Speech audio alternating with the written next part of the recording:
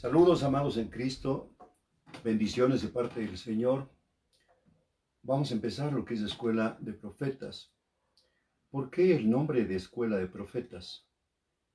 Aparentemente el nombre no tiene mucho que ver con lo que se estudia si es que no se profundiza la base. Es decir, ¿qué es una escuela? En la escuela se ponen las bases. En la escuela secular tú empiezas en ignorancia, sin conocer absolutamente nada. Respecto de la escritura y del idioma, empiezas con las vocales y después todo el alfabeto. Respecto a las matemáticas, empiezas con el 0 al 9 y después empiezas a sumar, a restar, a multiplicar, a dividir. Así también la escuela de profetas es muy importante. Es muy importante que empecemos todos declarándonos ignorantes para reconocer que si no tenemos el Espíritu del Señor, no podemos aprender sobre la Escritura. Me han pedido un tema que lo voy a abordar de una manera muy fácil, muy sencilla, sobre frases religiosas y términos cristianos. Estamos viviendo un tiempo muy importante donde yo quisiera tratar sobre los eventos de este tiempo, el establecimiento del nuevo orden mundial, el estado de Latinoamérica. Pero vamos a poner la base como para poder tratar proféticamente lo que habla el Señor respecto de este tiempo y de el modelo que está por venir. Vamos a tratar ahora de una manera muy sencilla frases religiosas y términos cristianos. En este título, los religiosos no van a entender lo espiritual y lo voy a explicar por qué. Todo religioso no va a entender lo espiritual. En cambio, los cristianos debemos dejar frases religiosas. Si tú quieres comprobar que estás afincado, anclado en términos religiosos, seguramente cuando se tope una frase que tú usas te va a doler. A un religioso tópale su religión y empieza el problema. A un católico tócale cualquier tema de la religiosidad católica y vas a tener problema. A cualquier religioso tómale una frase que siempre como repetición lo dicen y se va a enojar. Entonces yo quiero tomarlo desde el punto de vista escritural. Frases religiosas y términos cristianos. Los religiosos no van a entender lo espiritual. Y los cristianos debemos dejar frases religiosas. Los cristianos venimos con un trasfondo religioso y ya venimos con frases que están prácticamente en nuestra memoria, en nuestra conciencia. Y debemos despojarnos de esas frases. Vamos a mirar 1 Corintios capítulo 2, verso 14 al 16. Es maravilloso cuando podemos discernir por el Espíritu la palabra. Dice allí: pero el hombre natural. Está hablando de un hombre que no tiene conocimiento ni nacimiento espiritual y no tiene conocimiento de teología. Dice, pero el hombre natural no percibe las cosas que son del Espíritu de Dios. ¿Por qué? Porque el hombre natural no tiene una conexión, no tiene la línea telefónica que es el Espíritu. Pero dice allí, porque para él son locura y no las puede entender. Qué tremendo, mire. El hombre natural quiere entender lo que hay que discernir. Quiere entender con la cabeza lo que hay que discernir con el espíritu que no tiene. Entonces continúa Pablo y dice, porque se han de discernir espiritualmente. Dice, no percibe las cosas que son del Espíritu de Dios, porque para él son locura. No las puede entender porque se han de discernir espiritualmente.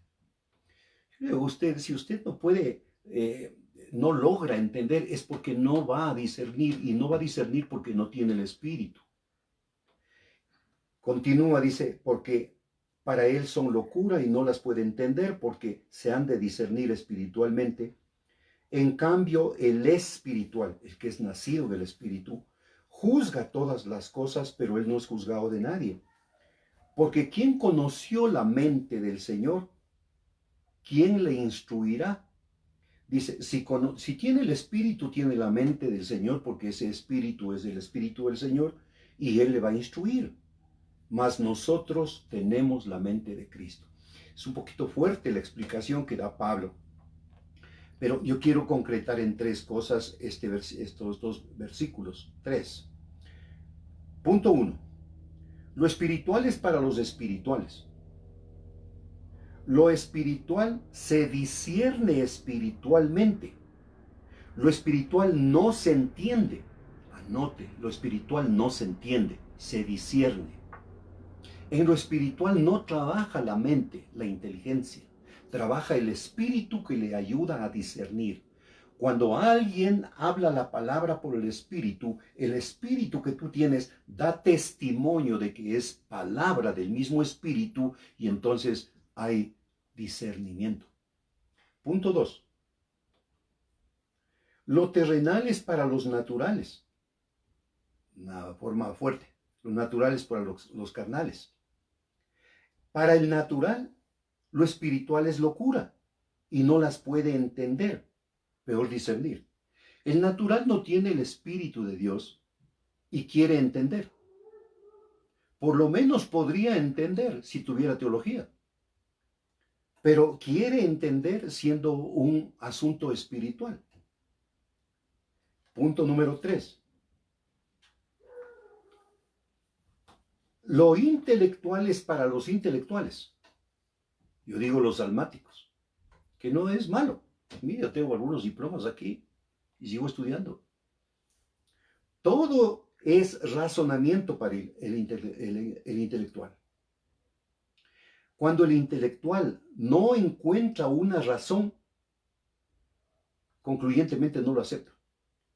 Un teólogo necesita entender, luego razonar para aceptar. Caso contrario, no lo acepta. Entonces, conclusión, el espiritual lo discierne. El terrenal quiere entender. Y el intelectual quiere razonar. No podemos hablar nosotros un idioma espiritual con gente que no tiene el espíritu. Romanos 10, 9, 10. Que si confesares con tu boca que Jesús es el Señor y creyeres en tu corazón que el Señor le levantó a los muertos, serás salvo. Habla de salvación. Pero habla después en el libro de Juan a Nicodemo sobre la necesidad de un nacimiento del Espíritu.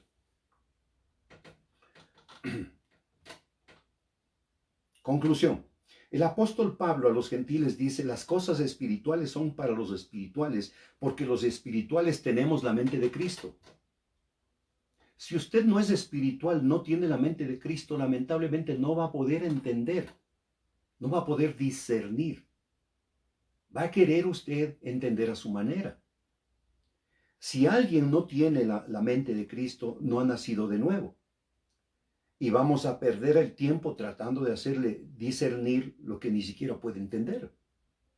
O tratando de hacerle discernir con su alma lo que tiene que discernir con el espíritu y no lo tiene. Entonces Jesús le habla de esto a Nicodemo en Juan capítulo 3. Juan capítulo 3, en el verso 1, dice la bendita palabra del Señor. Había un hombre de los fariseos que se llamaba Nicodemo. Si era principal de los fariseos, este hombre sabía la Torá, sabía la Biblia. Es decir, él necesitaba razonar, no entender. Un principal entre los judíos, este vino a Jesús de noche. Esto me gusta. ¿Por qué Nicodemo vino a Jesús de noche? Muchos dicen que porque se escondía para que no le vean que iba a consultar con el Maestro Jesucristo. Pero no. Mire, los judíos oran 3 veces al día.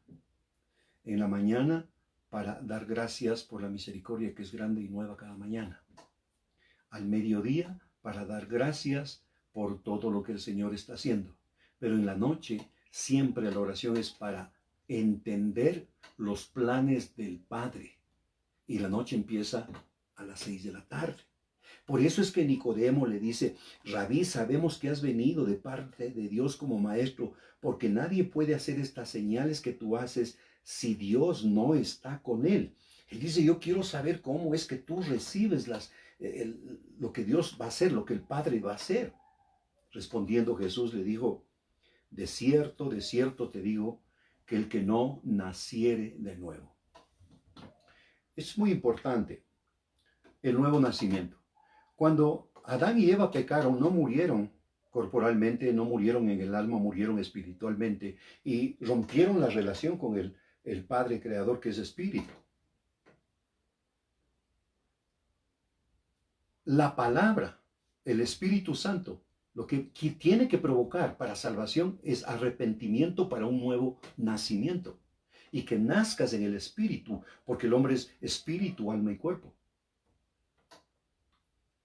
De cierto te digo que el que no naciere de nuevo no puede ver el reino de Dios. Nicodemo le dijo, ¿cómo puede un hombre nacer siendo viejo? ¿Acaso puede entrar por segunda vez en el vientre de su madre y nacer? Nicodemo estaba razonando, porque era intelectual. Jesús respondió, de cierto te digo, que el que no naciere de agua y del Espíritu. Esto es tremendo. El agua es tipo de la palabra, el Espíritu, el fuego, la presencia del Espíritu que levantó a Jesús de los muertos. Si no naciere de agua y del Espíritu, no puede entrar en el reino de Dios. Habla de dos instancias. Le dice, si no naces de nuevo, no puedes ver el reino. Y si no naces de agua y del Espíritu, no puedes entrar en el reino. De hecho, hay mucha gente que solo está viendo el reino, porque ha nacido del agua, ha nacido de la palabra, pero no tiene un fuego, la llenura del Espíritu, no tiene el poder del Espíritu para poder entrar al reino. Dos instancias. No puedes ver el reino y no puedes entrar al reino. Yo espero que desafíes tú y el Espíritu Santo te lleve a la dimensión de entrar al reino de los cielos. Lo que es nacido de la carne es lo que es nacido de la carne, carne es; lo que es nacido del Espíritu, Espíritu es. No te maravilles de que te dije, os es necesario nacer de nuevo. El viento sopla de donde quiere y oyes su sonido, mas ni sabes de dónde vienes ni a dónde vas. Así es todo aquel que es nacido del Espíritu. Respondiendo Nicodemo le dijo, ¿cómo puede hacerse esto? Respondiendo Jesús le dijo, ¿qué pasa, Nicodemo? ¿Eres maestro de Israel y no sabes esto? Tremendo, como en el nivel de ahora, tremendo teólogo. Y no puede razonar, porque él quiere razonar. Y lo que tenía es que discernir. ¿Qué le faltaba? El Espíritu. De cierto te digo, lo que sabemos hablamos y lo que hemos visto testificamos.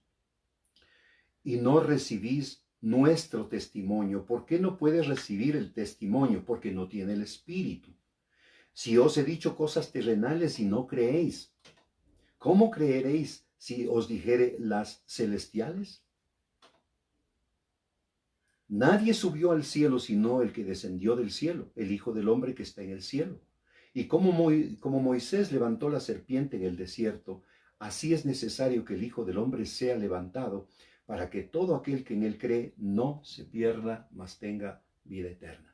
Aquí viene otra gran verdad, que es, no hay religión que te salve. El sello del Espíritu te da vida eterna. Busca el sello del Espíritu. Estamos hablando del tema sobre frases religiosas y términos cristianos. Para entender es necesario conocimiento, para razonar es necesario teología, pero para discernir es necesario el Espíritu. El idioma de la Escritura, el idioma de la Escritura es el idioma celestial. Cuando queremos orar con el Padre es por el idioma de la palabra. Por lo tanto, necesitamos nosotros el conocimiento de la palabra para poder orar. Pero hay un requisito que Pablo habla en 1 Corintios 13:8. Un requisito adicional al espíritu, y dice: el amor nunca deja de ser. Pero las profecías se acabarán, cesarán las lenguas, la ciencia se acabará. Verá que esto dice que se acabará. Bueno, entonces dicen, bueno, los profetas se acabaron, entonces la ciencia también se acabó. ¿Y cómo es que está avanzando? Porque en parte conocemos y en parte profetizamos. Mas cuando venga lo perfecto, entonces lo que es en parte se acabará. Cuando yo era niño, hablaba como niño, pensaba como niño, juzgaba como niño. Mas cuando ya fui hombre, dejé lo que era de niño. Aquí Pablo nos advierte que así tengas tú el espíritu, tú puedes ser espiritual, pero niño. Hay niños espirituales y hay adultos espirituales. Entonces, así hayas nacido en el espíritu, tú debes crecer y debes ser un maduro espiritual. El apóstol Pablo advierte que hay espirituales en proceso de crecimiento, adultos y niños espirituales. El niño espiritual no discierne como lo hace un adulto espiritual. Entonces, partiendo de esta premisa, comencemos por el saludo del cristiano. Verá que está saludando un cristiano a otro cristiano. ¿Y qué le dice? Dios te bendiga, mi hermano. Está hablando a futuro. Le está diciendo, yo deseo que Dios te bendiga. Ya está bendecido. Cambie la forma de hablar, cambie la forma de saludar. No le quite a su hermano lo que ya tiene. Dios te bendiga, mi hermano. No, ya estamos bendecidos. ¿Dónde está eso? Eso está en Efesios, capítulo 1, verso 3 al 7. Bendito sea el Dios y Padre de nuestro Señor Jesucristo, que nos bendijo con toda bendición espiritual en lugares celestiales en Cristo. Yo ya estoy bendecido. No va a ser usted tanto deseando que yo sea bendecido. Más bien, saque una ofrenda y deme y me bendice. Más bien, saque de la alacena, saque de su nevera una canasta y dele al hermano y bendígale en vivo y en directo y a todo color. Pero no saque la hipocresía de Dios te bendiga. Si el Padre, que es el Creador, ya hizo la obra perfecta y ya estamos nosotros bendecidos con toda bendición espiritual y celestial en Cristo en lugares celestiales. Tiene que cambiar la forma de saludar a su hermano. No le ponga en futuro. ¿Cómo va a decir entonces? Usted tiene que decir bendiciones, bendecido, amado del Señor, bendiciones abundantes. Hoy es el día de tu victoria. Entonces está abriendo camino. Entonces está declarando lo que ya está hecho. Según nos escogió en Él antes de la fundación del mundo para que fuésemos santos sin mancha delante de Él en amor, habiéndonos predestinado. Este término a mí me gusta discernirlo porque predestinado quiere decir preparó un destino antes de. Dice, nos predestinó antes de la fundación del mundo. El Padre dijo, más acá voy a hacer el mundo, voy a fundar el mundo, pero primero voy a hacer a mis hijos y a ellos ya les voy a preparar bendición para que cuando yo haga la tierra, ellos ya vayan bendecidos con toda bendición del cielo y de la tierra. Cambia la forma de saludar. Ya no le diga que Dios te bendiga, mi hermano, dígale bendecido, bendiciones abundantes, hermano.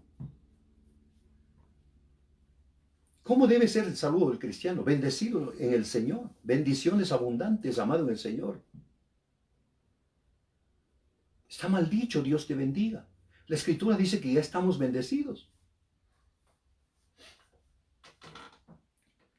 Otra frase que tenemos que cambiar.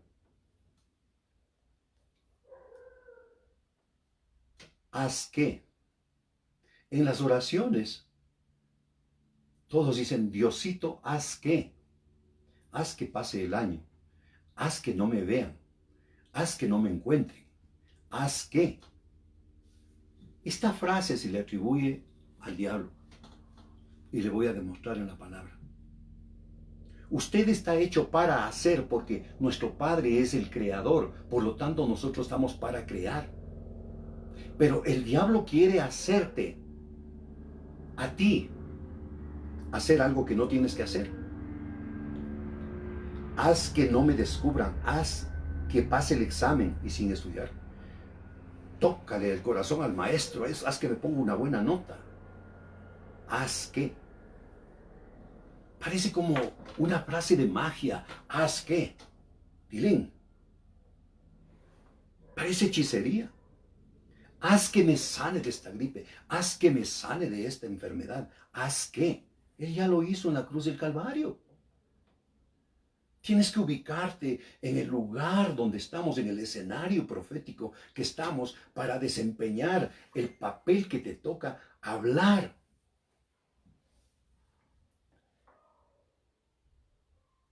Esto está ilustrado en Mateo capítulo 4, verso 1 al 11. Entonces Jesús fue llevado por el Espíritu al desierto para ser tentado por el diablo. Oiga, amado del Señor, no se prepare usted los desiertos. Es el Espíritu el que nos lleva al desierto. No se prepare usted el desierto, se desconecta de todo el mundo, se desaparece, el pastor no sabe dónde se va. Es que usted se preparó un desierto. No. El Espíritu Santo te lleva a un desierto para ser tentado por el diablo. Otra cosa que quiero aclarar aquí, después de haber ayunado 40 días, 40 noches, tuvo hambre. Oiga, yo siempre me admiro de esa gente que dice, el Señor me ha llamado a ayunar 7 días. El Señor me ha llamado a ayunar 21 días. El Señor me ha llamado a ayunar 40 días. Oiga, qué tremendo. Yo descubro en la palabra que el Padre nunca dice cuántos días quiere que estés, sino que cuando ya quiere que rompas el ayuno, te revela. Ejemplo, cuando Jesús hubo ayunado 40 días, Él tuvo hambre. ¿Cuándo tienes que romper el ayuno? Cuando ya tengas hambre. Porque si sigues en el ayuno teniendo hambre, eres un hipócrita y estás haciendo un trabajo que no le sirve al espíritu que tienes tú. Vino a él el tentador y le dijo, si eres hijo de Dios, di que estas piedras se conviertan en pan. Le voy a poner en la versión de hoy. Si eres hijo de Dios, haz que estas piedras se conviertan en pan. Haz que, Diosito, haz que. Aleluya. Él respondiendo dijo, escrito está. ¿Con qué le vamos a responder? Con la palabra. No solo de pan vivirá el hombre, sino de toda palabra que sale de la boca del Creador. Entonces el diablo le llevó a la santa ciudad y le puso sobre el pináculo del templo y le dijo, si eres hijo de Dios, échate abajo, porque escrito está, a sus ángeles mandará cerca de ti y en sus manos te sostendrán para que no tropiece tu pie en piedra. La primera tentación es al cuerpo, el hambre. 40 días tienes que comer. La segunda tentación es al alma. Esa tentación es vigente. Ministros del Señor. Esta frase es mía. Hay 3 formas de ir a un lugar. De enviado del Padre, de invitado de los hombres o de metido. Es duro. Lo posible, solo enviados del Señor. Jesús le dijo, escrito está también, no tentarás al Señor tu Dios. Tercera vez, le llevó el diablo al monte muy alto, aquí es tentación al espíritu, y le mostró todos los reinos del mundo y la gloria de ellos, y le dijo, todo esto te daré si postrado me adorares. Entonces Jesús le dijo, vete Satanás, porque escrito está, al Señor adorarás y luego servirás. Alabantes del reino de los cielos. No te eches a adorar, no te lances a adorar, sino a servir si no has adorado. Primero es la adoración y luego el servicio. Ujieres, primero es la adoración, luego el servicio. Ministros, primero es la adoración y luego el servicio. El diablo entonces le dejó y he aquí vinieron ángeles y les servían. Esta frase, haz que, Diosito, haz que, Salió de la boca del enemigo porque quería saber tres cosas de Jesús. ¿Quién es? ¿Qué puede? ¿Y quién es la autoridad? Ahora, lo asombroso de esto, yo lo digo siempre, Satanás siendo un espíritu, no tenía el Espíritu Santo, por lo tanto no podía discernir que Jesús era el Yeshua HaMashiach. Y tenía que tratar de entender quién era. Tenía que tratar él de razonar quién era. Satanás le dice, en tu cuerpito tienes que comer. Van 40 días en el alma. Tú eres importante, lánzate. Te va a enviar ángeles para rescatarte. En el espíritu dice, adórame y yo te doy todos los reinos. Iglesia del Señor, sácate esa frase, haz que. Y en la oración no le digas al Padre, haz que mi hijo cambie. Haz que mi marido cambie. Haz que mi mujer cocine. No, esa frase ya bótala al tacho de basura. Ahora, hay palabras que también me han pedido que hable sobre esto. Porque hay gente que dice que no hay que decir yo profetizo, yo declaro, yo anuncio. Te voy a demostrar que sí. Pero necesitas el Espíritu para discernir. El yo declaro. ¿Qué hizo Jesús frente a la tentación del enemigo? Le declaró la palabra, solo que el no le dijo, diablito, verás, yo te declaro. Le declaró la palabra. Ahora, qué malo hay que un hermano o que tú digas, yo declaro que esta tentación ahora es apartada en el nombre de Jesucristo y sales corriendo. El yo declaro no es un pecado. Cada vez que dices la palabra estás declarando. Ahora, si estás al lado de un religioso, no digas yo declaro porque se va a enojar. Yo te dije antes, cuando le tocas a un religioso la religión, eso se arma, se enciende fuego.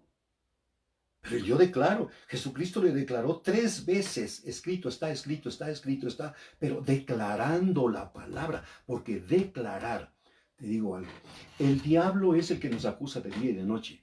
Hay una etapa de declaración antes del juicio. Y tú tienes que declarar tu inocencia todo el tiempo. Tú tienes que declarar si el enemigo te quiere enfermar, tú declara la sanidad. Si el enemigo te quiere botar del trabajo, declara que tú eres el Hijo del Padre Celestial y todo trabajo pertenece al Padre. Por lo tanto, yo sí declaro. Solo que no lo hago delante de religiosos porque se enojan. Declara tú. Sí, la palabra, cada vez que dices la palabra estás declarando. Si alguien siente un dolor en su cuerpo, lo que tiene que hacer es declarar sanidad. Si el enemigo te está hablando con dardos de mentira, muerte, tú tienes que declarar vida y vida en abundancia. Tienes que hablar. El poder está en la boca. Proverbios 18, 20, 21. El poder de la vida y la muerte están en la boca. La muerte y la vida están en el poder de la lengua, y el que la ama comerá de sus frutos hasta el cansancio. Si es que hablas con esta lengüita y con esta boquita, estás declarando. Por lo tanto, yo sí puedo declarar. No te canses, declara. No importa que los religiosos se enojen. Yo puedo declarar. Yo tengo poder de la representación. Ahora, yo puedo usar el nombre de Jesucristo cuando declaro. En el nombre de Jesucristo yo declaro. Yo profetizo, yo anuncio. Cuidado que cuando digo yo profetizo no estoy diciendo así dice el Señor. Así está escrito. Estoy profetizando lo que dice la palabra y estoy anunciando lo que ha de venir, porque la palabra nunca volverá vacía. Dice la Escritura en Marcos 16, 14 al 18.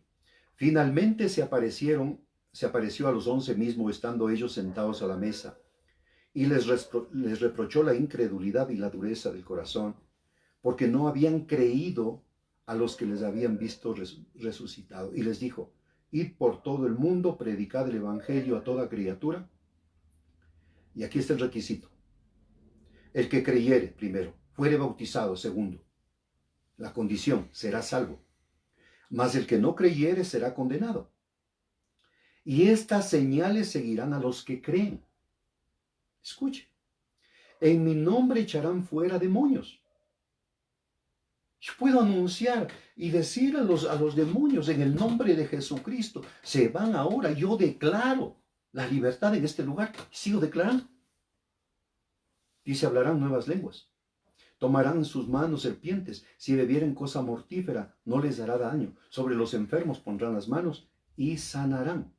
¿Por qué todo esto? Porque yo tengo el poder representativo. Yo les represento al Cristo de gloria, al Yeshua HaMashiach. Él me representó como el Hijo del Hombre, como Jesús en la cruz. Ahora Él está a la diestra del Padre. Yo le represento a Él aquí en la tierra. Entonces viene la otra frase que se enojan los religiosos. Yo profetizo. Yo anuncio. Profetizar es anunciar algo que va a ocurrir. Si alguien está enfermo, tiene dos opciones. O anuncia que se va a morir o anuncia que se va a sanar. ¿Qué prefieres tú? Bueno, si dices, estás al lado de un religioso, no digas profetizo o anuncio que me voy a sanar o que por la llaga de Jesucristo ya soy sano. Soy sano, para que no se enoje. Porque los religiosos no quieren que tú uses la palabra anuncio, profetizo, declaro. Yo seguiré declarando. Profetizar es declarar algo que está hecho, pero aún no se ve, pero está por verse.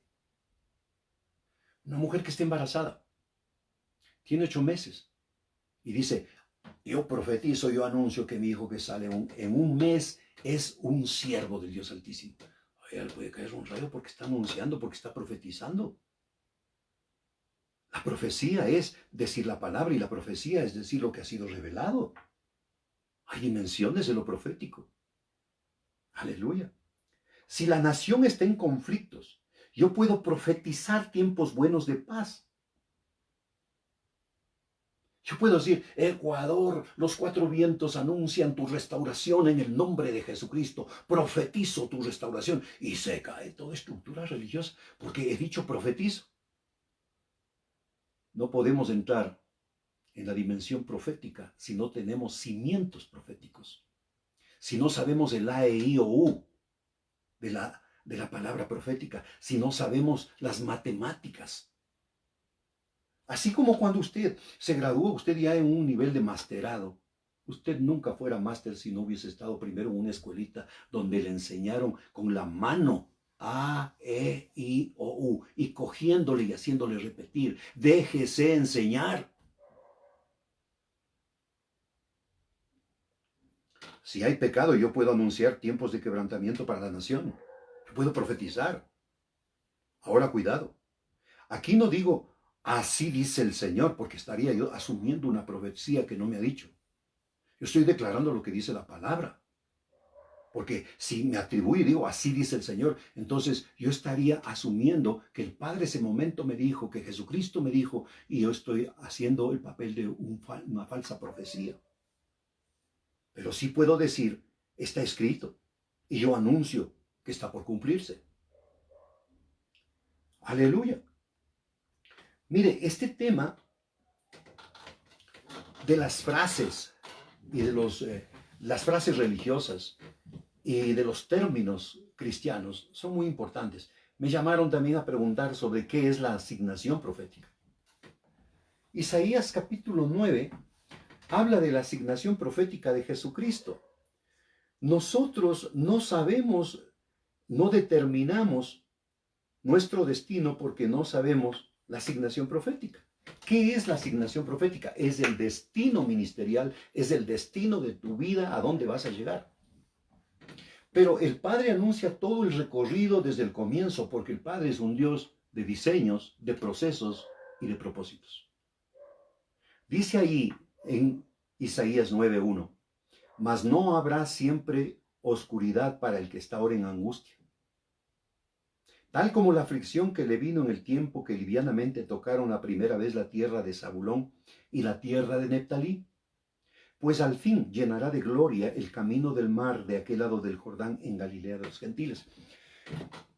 La voz profética a través de Isaías está describiendo el escenario profético donde va a ser el ministerio de Jesucristo. Y dice, será en la tierra de Zabulón y Neptalí, será en la tierra, en el mar de Galilea. Dice, allí donde están en angustia, están en aflicción. Voy a llenar de mi gloria, dice el Padre. El pueblo que andaba en tinieblas vio gran luz. Los que moraban en tierra y sombra de muerte. Dice, ahí está habitando las tinieblas y la muerte. Pero va a resplandecer luz sobre ellos.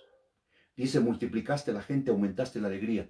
¿Qué pasa si ahí está gobernando la muerte? La gente está muriendo y están quedando pocos. Pero la profecía dice, aumentará la población. Aumentarán los que moraban en la tierra.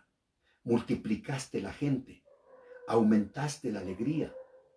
Se alegrarán dentro de ti como se alegra en la siega, como se gozan cuando reparten despojos.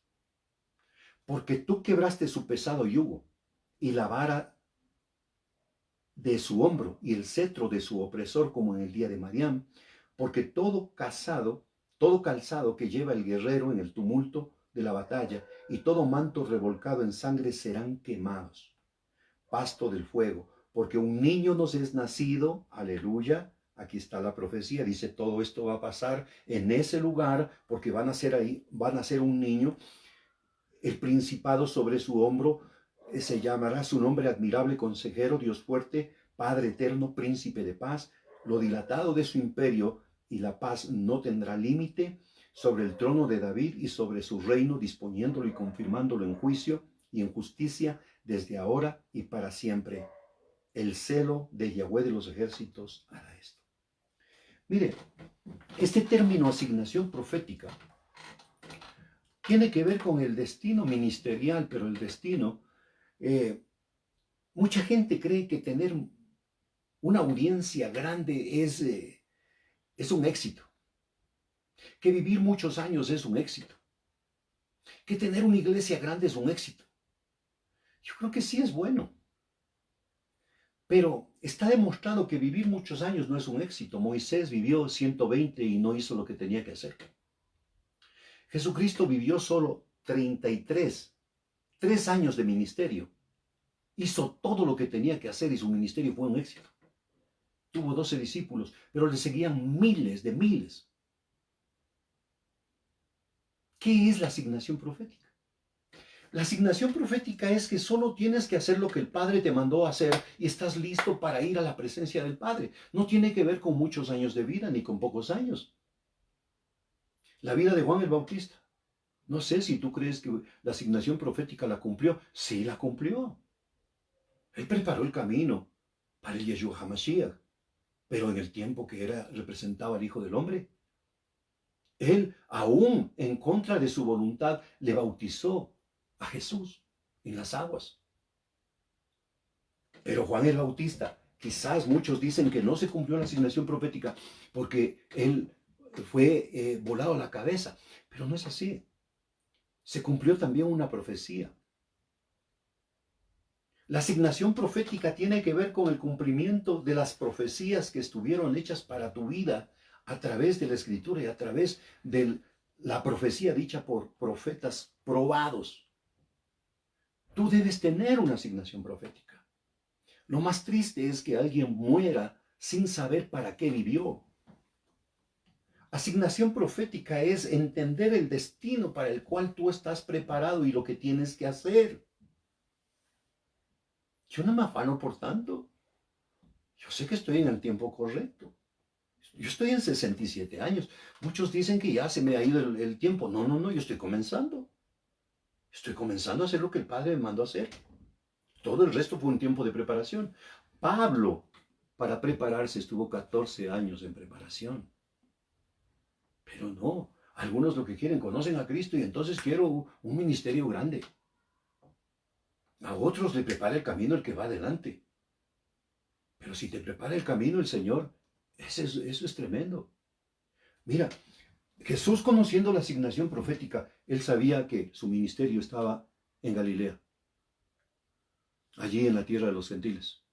Jesús sabía que era la tierra de Zabulón y Neftalí. Jesús sabía que iba a caminar en camino bajo la gloria del Padre. Jesús sabía que se iba a enfrentar a la muerte. Por eso cuando a Jesús le decían, ¿ha muerto la niña? Decía, no es para muerte, eso es para gloria del Padre. Ha muerto Lázaro. Y ahí en esa muerte Jesucristo rompe una tradición también y una costumbre. Porque le mandan a decir, el que amas está enfermo. está de muerte, pero él se demora 4 días. ¿Por qué 4 días? Porque en la costumbre hebrea dicen que cuando el muerto ha pasado del tercer día ya no resucita. Y Jesús lo fue a levantar después del tercer día. Jesucristo cada vez que hablaba de muerte decía, no se preocupe, no es para muerte, esto es para gloria del Padre. El Padre le dijo, te vas a enfrentar a la muerte, pero mi gloria estará contigo, camino de gloria irás tú. Jesucristo no estuvo buscando dónde hacer el ministerio. Ay, ¿dónde está una ciudad grande donde yo pueda hacer? No, él sabía la asignación profética. Quizás el viernes pueda compartir las ciudades de Jesucristo. Todos tendremos una Belén, que es donde nacemos. Todos tendremos una Nazaret, donde nos conocerán como lo que trabajamos, el carpintero. Todos tendremos una Galilea, donde estará el ministerio. Todos tendremos cada ciudad un significado. El de Nazaret. Pero ¿sabes qué? Todos tendremos una Jerusalén. Qué tremendo. La Jerusalén, la ciudad que Jesucristo amaba. Y tanto amaba que es la ciudad donde llegaba y le apedreaba. La ciudad que tú más amas es donde nadie te reconoce en el ministerio que el Señor te ha levantado. Todos tendremos una ciudad. Pero si sabes la asignación profética, no estarás buscando una ciudad grande para hacer el ministerio. Tú estarás listo para ir donde el Padre dice, aquí está mi ministerio. Esto es lo que tengo que hacer. A mí mi ministerio no es tan agradable, pero yo estoy complacido. Irás donde otros no quieren ir. Predicarás lo que otros no quieren predicar.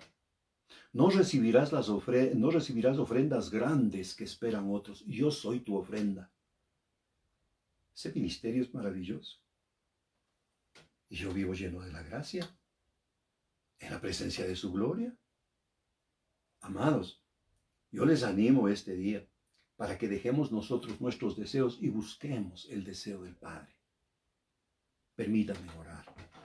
Padre querido, todopoderoso, fiel y verdadero. Hablar la palabra es declarar. Y yo declaro, Señor, que alrededor de Ecuador, pero alrededor de Quito hay ángeles, ministradores de la gracia, tal como está escrito para los herederos de la salvación. Yo hablo fe, Señor, y el cumplimiento de la palabra para un remanente santo que está levantándose para gloria de tu nombre en tiempos difíciles. Como está escrito, Señor, aviva el fuego de tu espíritu en tiempos difíciles y danos la victoria. Levántanos de este tiempo, pero no por nuestro deseo, sino habiendo cumplido tu deseo en nosotros. Te amamos, Padre. Hablo, Señor, a ese remanente santo. Hablo a ese remanente que está saliendo de la Babilonia. Hablo a esos 7,000 que no han doblado rodillas ante Baal, ante el sistema.